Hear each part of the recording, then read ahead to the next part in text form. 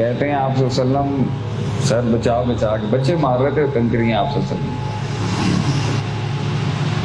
اور بدماش فائر کیا گنڈے، اور پتھر مارتا، پیٹ میں مارتا، ناک پہ مارتا، کندھوں پہ پتھر مارتا۔ آپ صلی اللہ علیہ وسلم نے مکے میں 13 سال گزارے، بہت محنت کی کہ کچھ بات سمجھ آ جائے ان کو، بات سمجھ نہیں آئی، لوگ بھی زیادہ نہیں آ رہے تھے، بہت غریب لوگ تھے آپ صلی اللہ علیہ وسلم کے ساتھ۔ بڑے بڑے سرداروں میں سے ایک حمزہ تھے، ایک آپ کے عمر بن خطاب تھے، ابو بکر تھے، یہ بڑے لوگ تھے۔ تو جب آپ نے دیکھا نا بھائی یہاں پر معاملہ اب صحیح نہیں ہو رہا اور بہت زیادہ تحریک کو نقصان ہو سکتا ہے، تو آپ نے ڈائریکٹ اٹیمپٹ نہیں کی پہلے مدینے جانے، آپ نے پہلے رخ کیا کندہ کی طرف، کندہ سے بات کی کہ کندہ قبیلہ کچھ مجھے امان دے دے اپنی، وہاں بات نہیں کری۔ انہوں نے کہا اچھا ٹھیک ہے، سیکولرزم نظام لے کے آ جاتے ہیں، حکومت ہماری نبوت آپ۔ پھر غطفان والوں نے بھی بڑی غلط ڈیل رکھی آپ صلی اللہ علیہ وسلم کا، کوئی وائس رائے کنٹرول نہیں چلے گا یہاں پر، ایسٹ انڈیا کمپنی والا، سول پاور آپ صلی اللہ علیہ وسلم کے پاس ہوگی، بس آپ ہم کہتے تھے میں نبی ہوں، پروٹیکشن دے سکتے ہو تو دے، نہیں ملی۔ پھر آپ طائف گئے، طائف میں جب آپ گئے تو وہ 3 بھائی اس کے سردار تھے۔ ابن ہشام اپنی سیرت میں لکھتا ہے کہ جب آپ گئے نا تو ان تینوں نے جو جواب دیا نا، اس نے آپ صلی اللہ علیہ وسلم کے کلیجے کے ٹکڑے ٹکڑے کر دیے اس جواب میں، بہت ڈس ہارٹیڈ آپ نے وہ تین بھائیوں نے رویہ کیا۔ ایک نے کہا اگر آپ نبی ہیں تو آپ کو تو یہاں ہونا ہی نہیں چاہیے،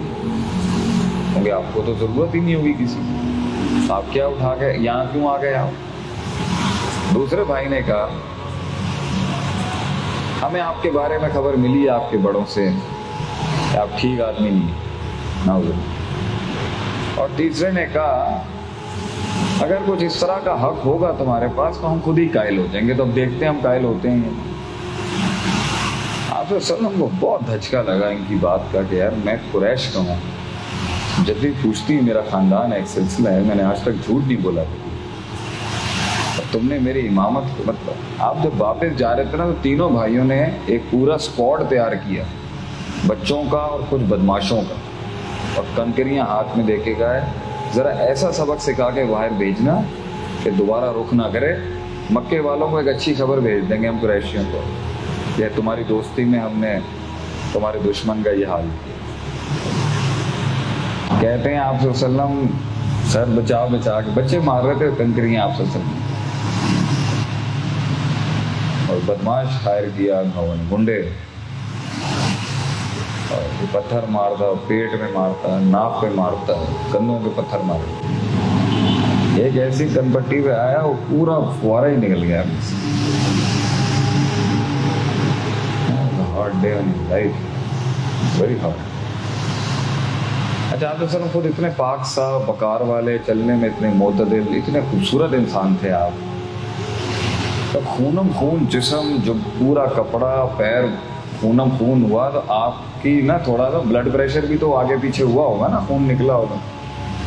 آپ کی نا سانس پھول گئی اس ٹائم پر۔ آپ نا ایک کونا لے گئے، طائف کے باہر ایک دیوار تھی اس کے ساتھ جا کے کمل لگی آپ، خونم خون تھے آپ سے سنم اس ٹائم۔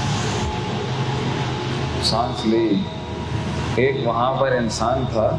وہ کہیں پہچان گیا آپ سے، وہ لایا کچھ خدمت کرنے کی، وہ جانتا تھا یہ کون ہے، پانی شانی لایا، کچھ لایا آپ سے سنم۔ اتنے میں آ گیا اوپر سے جو 2 پہاڑوں کا ایک محافظ فرشتہ اللہ نے رکھا تھا، بھیج دیا اللہ نے اسے، جاؤ۔ اس نے آکڑے ساتھ ہی اس نے بھی قول کالم سریدہ ہی اسٹریٹ بات کی، اس نے آ کے کہہ رہے ہیں آپ نے صرف یس کہنا ہے، اور یہ جو 2 پہاڑوں کے بیچ میں طائف ہے نا، میں اس جگہ کو ختم کر دوں گا، ان 2 پہاڑوں کو ایک کر کے پیس دوں گا اس قوم۔ ہمیں اوپر سے ہائی کمانڈ سے آرڈر آیا ہے اس قوم کو تباہ کرنے کا، آپ حکم کریں یا حبیب اللہ۔ اللہ کے نبی صلی اللہ علیہ وسلم نے فرمایا نہیں، میں سمجھتا ہوں خونم خون ہے، آپ بے حرمتی کی انتہا ہے، وہ پتھر جو آپ صلی اللہ علیہ وسلم پہ لگے ہوں گے نا، وہ پتھر بھی شرمندہ ہوں گے، ان کے پتھر بھی آپ صلی اللہ علیہ وسلم پہ سلام بھیجتے تھے نبوت سے پہلے، پتھر بھی شرمندہ ہوں گے کہ کس کے اوپر چل گئے ہوں گے۔ آپ صلی اللہ علیہ وسلم نے فرمایا ممکن ہے اس قوم میں سے امید کی کوئی کرن اور روشنی نکلے۔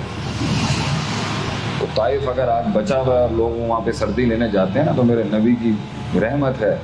جس کی وجہ سے وہ پسا ہوا نہیں ہے آج۔ تو آیا نا پھر وہاں سے محمد بن قاسم،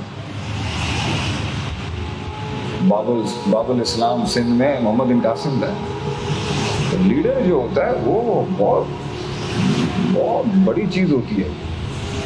لیکن مائیں اور باپ سکھا رہے ہوتے ہیں بچپن سے، پھر آگے اسے بڑے اساتذہ سکھاتے ہیں، لیکن بچپن سے ہی سکھایا ہوا بیٹا اگلے کو نیچے کرنا ہے، اگلے کو دبا کے رکھنا ہے، اگلے پہ چڑھ کے رہنا ہے، اگلے کو ذلیل کر کے رکھو گے تو عزت کریں گے تمہاری، زیادہ لیلا پوچھا نہ کیا کرو۔ قیادت کا پہلا سب سے بڑا اصول جو امت مسلمہ کو سمجھے، اگر دنیا کی بھی تم امامت کرنا چاہتے ہو، تمہیں دنیا کی تنقید برداشت کرنے والا ہونا چاہیے۔ آج مسلمانوں کے غصے دیکھ لیں آپ، ہر بات پر ویسٹ کو گالی، کیوں بھائی؟ اس کے ایمان میں کفر ہے نا، اس کی ایجاد میں کفر تھوڑی ہے، اس کا ایمان کفری ہے، اس کی ایجاد کفریہ تھوڑی ہے۔ اس کی ایجاد میں تو پیر مانو نا اس کو، تو وہ تم سے زیادہ قابل ہے، محنت کی ہے انہوں نے، مشاہدے کیے، چیزیں ڈھونڈی ہیں انہوں نے۔ تو اسی طرح سے آج مسلمان اگر دنیا پہ امامت کرنا چاہتے ہیں، ان میں سب سے بڑا دل ہونا، گردہ ہونا چاہیے حوصلے کا، برداشت، سننے کا معنی۔ اللہ کے نبی کو اللہ فرما رہا ہے وقفظ جناحک لمن اتبعک من المؤمنین، یہ آپ کے گرد جو بھی بیٹھے ہوئے، آپ کے انٹلیکٹ پہ تھوڑی پہنچ سکتا ہے کوئی انسان، لیکن آپ نے پر جھکا کے رکھنے ہیں ان کے آگے، آپ نے سختی تیزی نہیں دکھانی ان کے ساتھ۔